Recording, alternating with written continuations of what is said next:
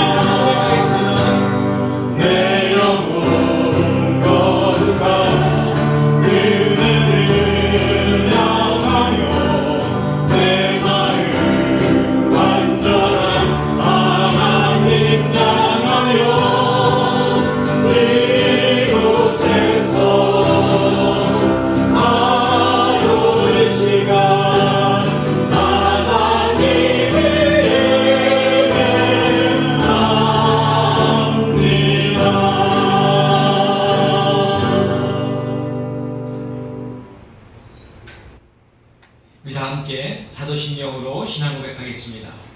나는 전능하신 아버지 하나님 천지의 창조주를 믿습니다. 나는 그의 유일하신 아들 우리 주 예수 그리스도를 믿습니다. 그는 성령으로 잉태되어 동정녀 마리아에게서 나시고 본디오 빌라도에게 고난을 받아 십자가에 못 박혀 죽으시고 장사된 지 사흘 만에 죽은 자 가운데서 다시 살아나셨으며 하늘에 오르시어 전능하신 아버지 하나님 우편에 앉아 계시다가 거기로부터 살아있는 자와 죽은 자를 심판하러 오십니다. 나는 성령을 믿으며 거룩한 공교회와 성도의 교제와 죄를 용서받는 것과 몸의 부활과 영생을 믿습니다. 아멘.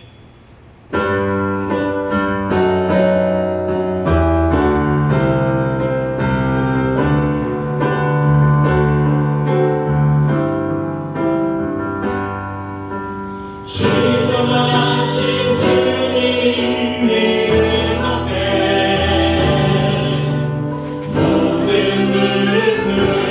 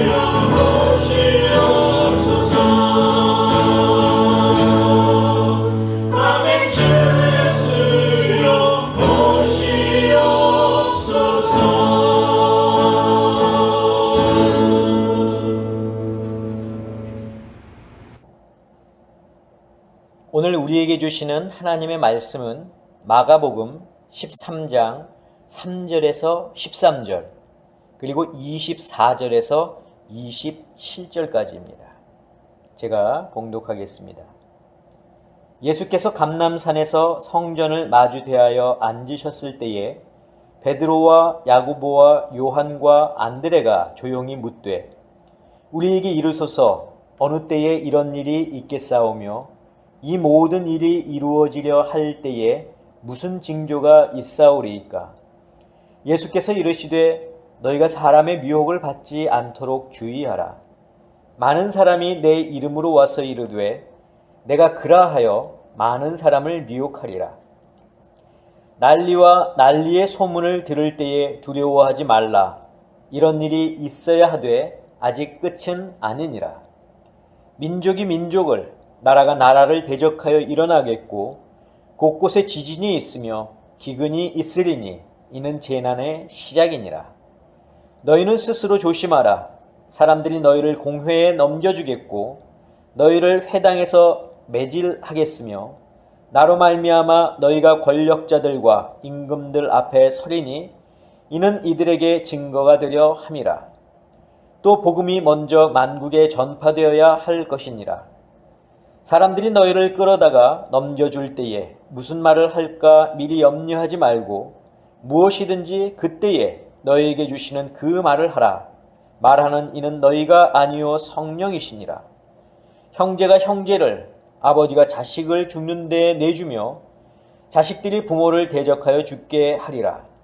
또 너희가 내 이름으로 말미암아 모든 사람에게 미움을 받을 것이나 끝까지 견디는 자는 구원을 받으리라.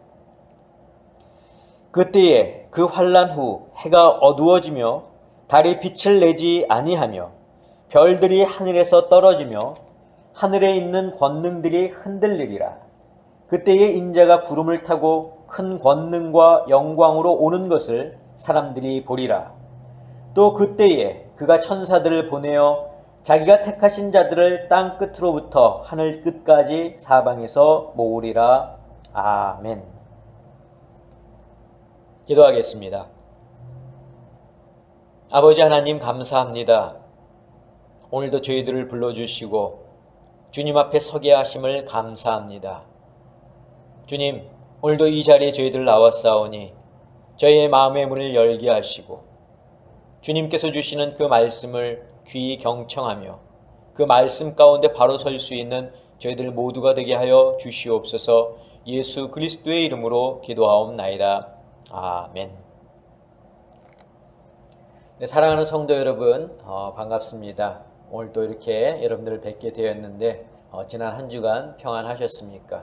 오늘도 우리가 말씀을 듣고 그 말씀에 여러분들 위로받으시고 또 힘을 얻으시고 우리가 믿음 가운데 설 수 있는 저와 여러분들이 되시기를 간절히 바랍니다.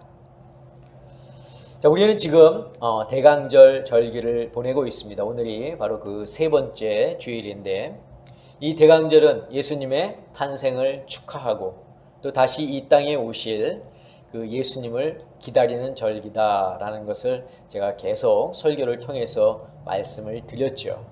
그래서 대강절 첫 번째 주에는 우리가 예수님을 기다려야 하는데 그 기다릴 때 깨어서 준비하면서 기다려야 한다 이런 말씀을 드렸죠. 그래서 깨어있는다고 하는 것은 나의 믿음을 끝까지 잘 지키는 것이다 이렇게 말씀을 드렸고 우리가 준비하는 것은 우리에게 주어진 사명을 잘 감당하는 것이다 이렇게 말씀을 드렸습니다. 자, 그리고 대강절 두 번째 주에는 어떤 말씀을 드렸습니까? 우리가 기다리는 것처럼 예수님도 우리를 기다리신다라고 말씀을 드렸죠. 그래서 이스라엘의 결혼 풍습을 예로 들면서 신랑 되신 예수님께서 거처를 마련하러 가시면서 신부인 우리 성도들을 맞이할 그런 준비가 되면 그때 다시 오실 텐데 그날은 천사도 모르고 아들도 모르고 오직 아버지만 아신다 이런 이야기를 제가 드렸습니다. 자, 오늘은 대강절 세 번째 주로 예수님의 강림, 즉 예수님의 재림에 대해서 함께 알아보려고 합니다. 성경을 읽다 보면 강림이라고 하는 단어가 여러 군데 나오는 것을 알 수가 있습니다. 그런데 이 강림이라고 하는 단어는 아무렇게나 아무데나 막 사용되어지는 그런 단어가 아니라 오직 하나님에게만 사용되어지는 단어입니다. 자, 그래서 이 강림이라고 하는 단어는 하나님께서 당신 스스로를 계시하실 때 사용이 되고, 또 세상에 구원과 심판이 임할 때에 이 강림이 사용이 되기도 합니다. 그리고 하나님께서 당신의 백성들과 언약을 맺으실 때에도 이 강림이라고 하는 단어가 성경에 여러 군데 사용이 됐습니다. 자, 출애굽기 19장 10절에서 11절을 보면 하나님께서 이스라엘 백성들과 언약을 체결하시기 전에 모세가 백성들을 성결케 하도록 하나님께서 이렇게 명령하시죠. 제가 읽어드리겠습니다. 여호와께서 모세에게 이르시되 너는 백성에게로 가서 오늘과 내일 그들을 성결하게 하며 그들에게 옷을 빨게 하고 준비하게 하여 셋째 날을 기다리게 하라. 이는 셋째 날에 나 여호와가 온 백성의 목전에서 시내산에 강림할 것임이니. 즉 하나님은 이스라엘 백성과 언약을 맺기 위해서 어떻게 하셨습니까? 이 세상에 강림하셨던 겁니다. 자, 신약에서도 이 강림이라고 하는 단어가 쓰였는데 누구한테 쓰였냐면 바로 성령님께 쓰였습니다. 자, 누가복음 3장 22절입니다. 성령이 비둘기 같은 형체로 그의 위에 강림하시더니 하늘로부터 소리가 나기를 너는 내 사랑하는 아들이라 내가 너를 기뻐하노라 하시니라. 자, 예수님께서 요단강에서 세례를 받으시고 나오실 때 그때 무엇이 임했습니까? 성령이 임했죠. 성경은 성령이 강림했다 이렇게 말씀하고 있습니다. 자, 이 강림이라고 하는 단어가 하나님 또 성령님께도 쓰였죠. 예수님께도 사용되는 것을 알 수가 있는데 사도 바울이 데살로니가전서 3장 13절에서 이렇게 말씀하고 있습니다. 너희 마음을 굳건하게 하시고 우리 주 예수께서 그 모든 성도와 함께 강림하실 때에 하나님 우리 아버지 앞에서 거룩함에 흠이 없게 하시기를 원하노라. 즉 예수님이 이 땅에 이 세상에 강림하실 때의 그러한 상황을 지금 바울이 데살로니가 전서에서 말씀하고 있습니다. 이렇듯 강림이라고 하는 단어는 하나님, 예수님 그리고 성령님께 사용이 되는데 곧 하나님께서 당신 스스로를 인간들에게 드러내실 때 바로 이 강림이 주로 사용이 되었습니다. 자, 또한 하나님이 강림하실 때에는 그냥 강림하신 것이 아니라 여러 초자연적인 현상들이 함께 나타난 것을 우리가 성경을 통해서 알 수 있습니다. 하늘이 갈라지고 산들이 진동하고 연기가 자욱하고 여호와께서 불과 구름 가운데 계신다 이렇게 성경이 말씀하고 있죠. 그러니까 하나님께서 강림하실 때에는 그냥 이렇게 조용히 강림하신 것이 아니라 산이 진동하고 연기가 자욱하고 또 하늘이 갈라지고 그러면서 하나님이 불과 그 구름 가운데에서 강림하신다는 겁니다. 자, 그렇다면 우리가 구약을 통해서 하나님의 강림을 간단하게 보았고 또 신약에서 성령님의 강림이 예수님께 임하시는 것을 우리가 봤습니다. 그렇다면 예수님의 강림, 즉 예수님의 재림 때에는 어떨까 하는 겁니다. 자, 예수님의 재림은 우리도 모르고 천사도 모르고 예수님도 모르지만 자, 예수님은 당신의 그 재림이 있기 전에 어떠한 징조들이 있을 것이다 라고 말씀하셨습니다. 자, 그러면서 이런 징조들, 즉 이런 일들이 일어나는 것을 보거든 인자가 가까이 곧 문 앞에 이른 줄 알라 이렇게 말씀을 하셨습니다. 그 말씀이 마가복음 13장 29절에 기록되어 있습니다.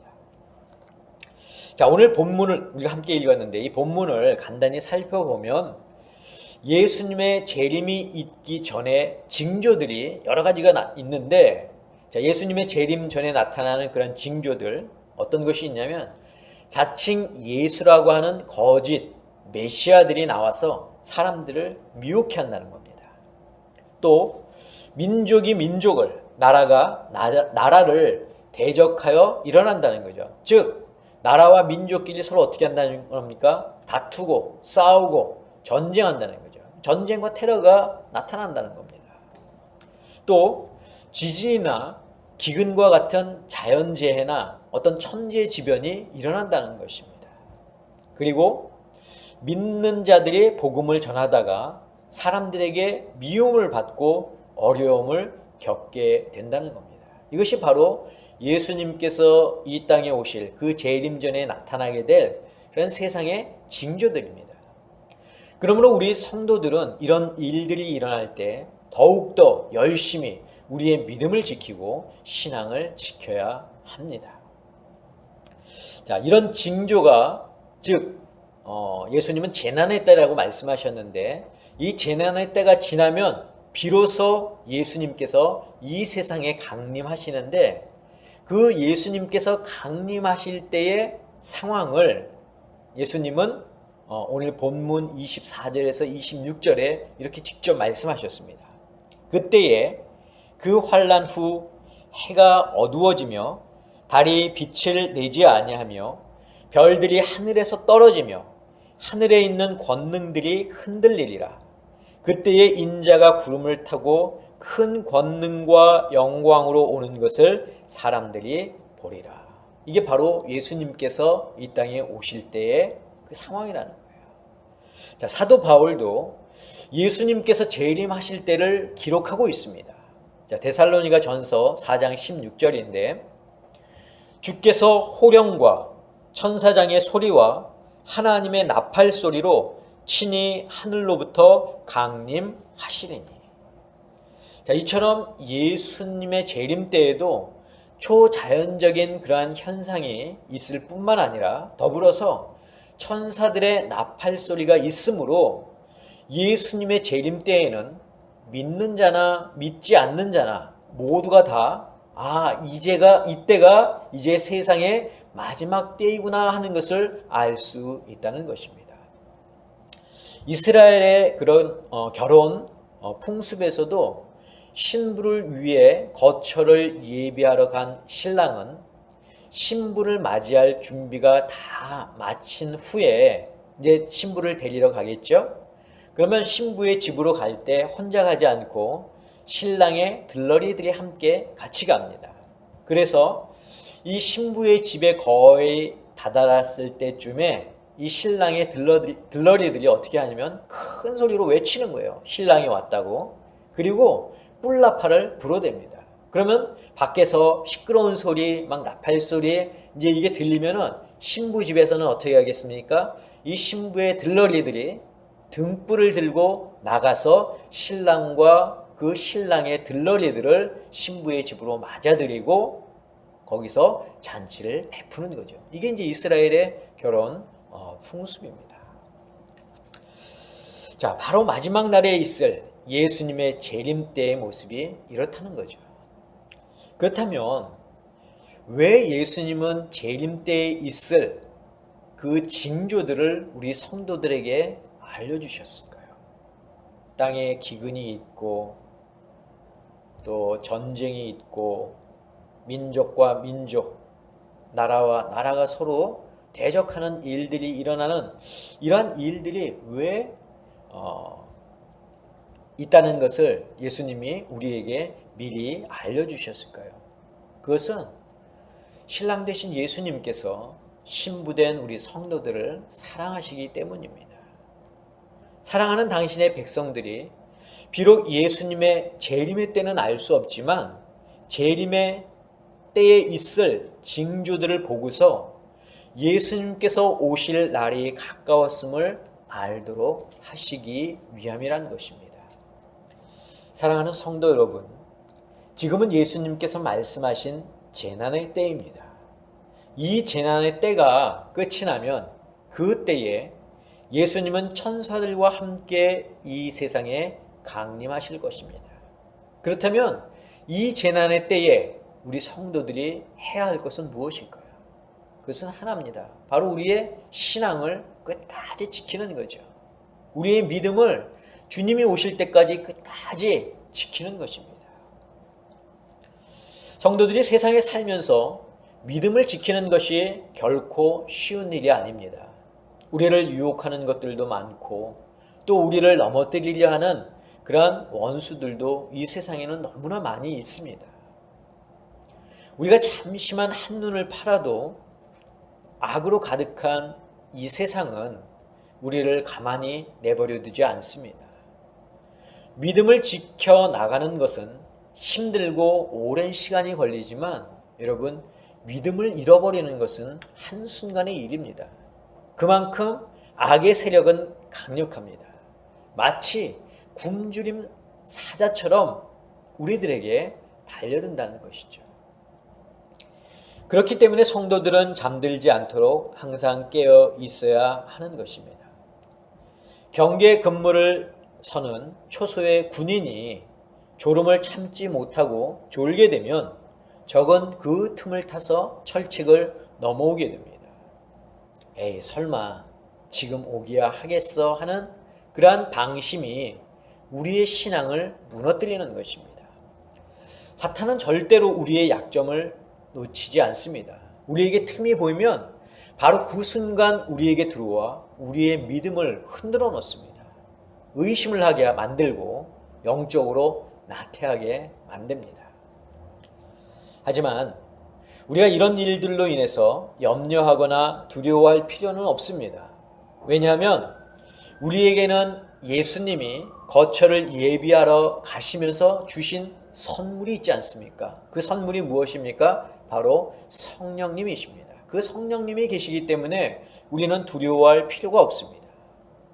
우리는 신랑 되신 예수님께서 다시 오실 때까지 성령님을 바라보면서 누구를 생각하면 되는 겁니까? 예수님을 생각하면 됩니다. 예수님께서 가르쳐 주신 말씀을 생각하고 또 예수님께서 가르쳐 주신 그 기도를 생각하고 항상 우리 삶 속에 성령님을 바라보면서 예수님 생각을 하면 그게 우리에게 꼭 필요한 것입니다. 자, 성령님이 우리를 도와 예수님께서 가르쳐 주셨던 것들을 또 생각나도록 도와주실 것입니다.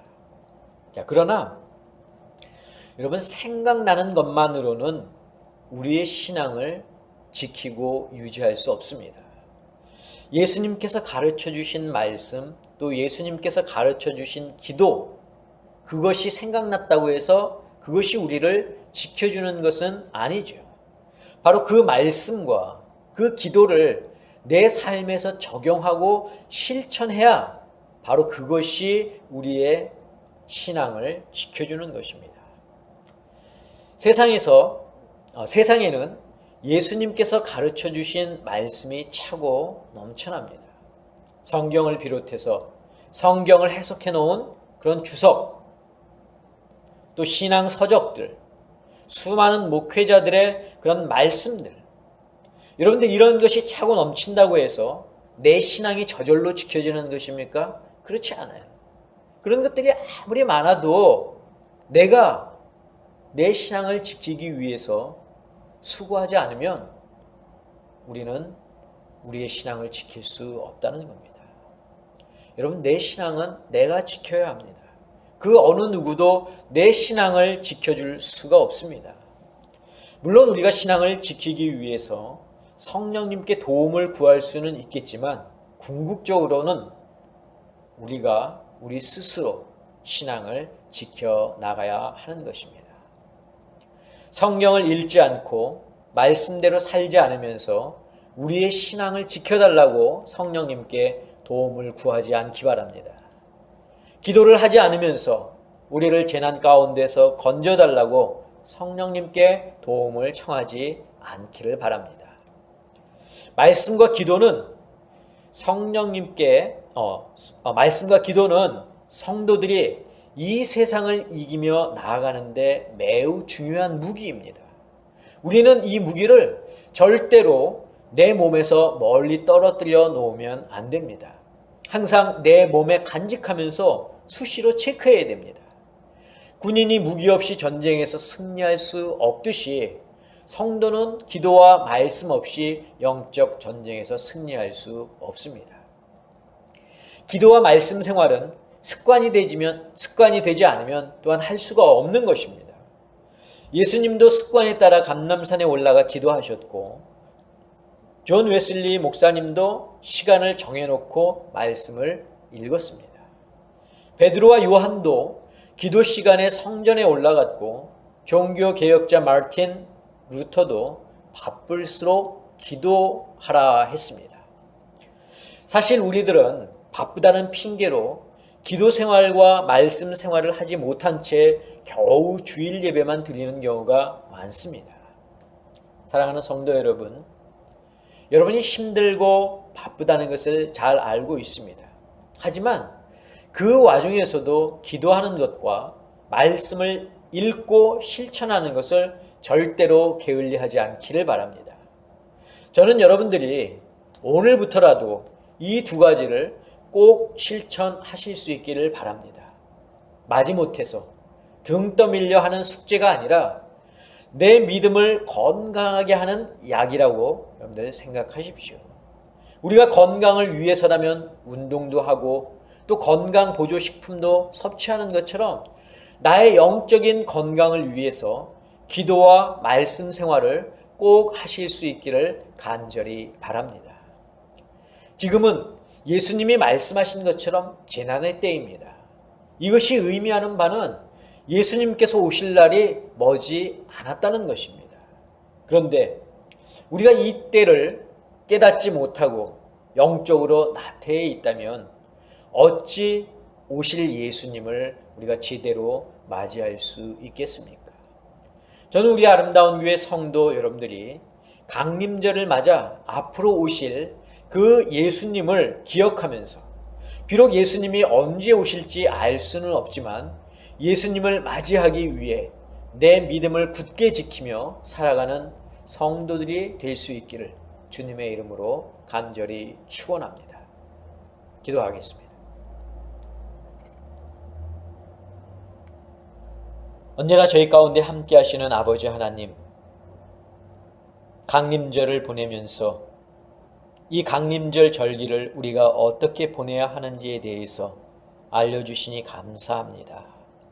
주님, 이 절기가 결코 무의미한 절기가 아니라 우리에게 정말 소중하고 값진 절기가 될 수 있도록 도와주시고 이 땅에 다시 오실 예수 그리스도의 재림을 준비하는 귀한 절기가 될 수 있도록 허락하여 주시옵소서.